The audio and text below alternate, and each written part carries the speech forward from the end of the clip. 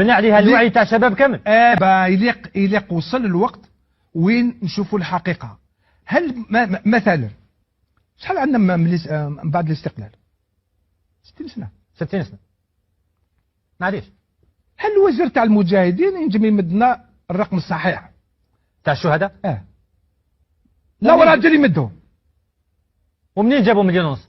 منين؟ مليون ونص مليون شهيد. منين ونص؟ باسكو جمال عبد الناصر في 62 قال الجزائر الثوره العظيمه تاع الجزائر مليون ونص شهيد، وبن بالله عاودها كي جا خرج من الحبس على كل حال هذا تشكيك كبير في كاش واحد حسبهم. عندك الرقم انت؟ ما عنديش رقم، ولكن الذاكره الشعبيه والذاكره التاريخيه، اسمح لي نور الدين هنا لازم نعلق عليك. الذاكره الشعبيه والتاريخيه، المسلمات اللي تربينا عليها يقولوا انه عندنا مليون ونص مليون شهيد. وانا هنا في هذا المنبر، من هذا المنبر في نور الدين ندعو يعني كل الباحثين والمختصين وحتى المسؤولين اذا كان عندهم ادله اللي باش يثبتوا الرقم هذا واللي يفندوا كلامك يتفضلوا يجيبوا لك بالادله باللي فيه مليون ونص شهيد. كحسبوهم هذو 62 تتحسب.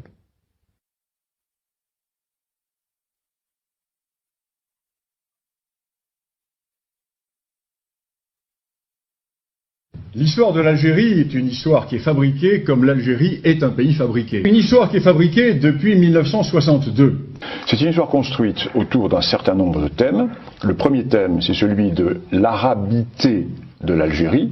Or, cette arabité n'existe pas. L'Algérie est un vieux monde berbère qui a été plus ou moins arabisé. Deuxième thème, c'est l'identité nationale algérienne. Or, l'Algérie n'existait pas, la France qui l'a créée. L'idée qui est mise en avant est celle d'une Algérie qui était composée de noyaux prénationaux.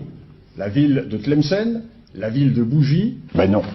Tlemcen comme Bougie n'ont jamais constitué des noyaux pré-algériens. Pourquoi Bougie et Tlemcen n'ont-elles pas créé l'Algérie quand Fès et Marrakech créaient l'Empire marocain?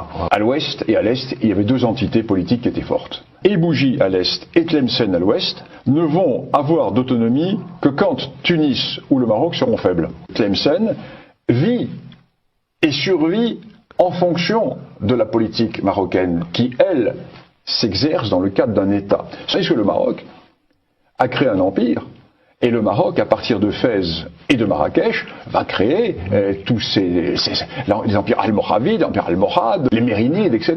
Et là encore, c'est un grand complexe que nourrissent les Algériens. Parce que les Algériens le savent, ça. Ils savent qu'ils n'ont jamais constitué d'État. Ils regardent avec l'air un peu jaloux le voisin marocain. Autre point que je vais aborder, celui des grandes révoltes d'Abdelkader et de Mokrani, vues dans l'historiographie officielle comme des révoltes pré-nationales, alors que l'une est une révolte arabe et l'autre est une révolte berbère, qui se sont exclues l'une et l'autre. Abdelkader n'était pas un pré-algérien.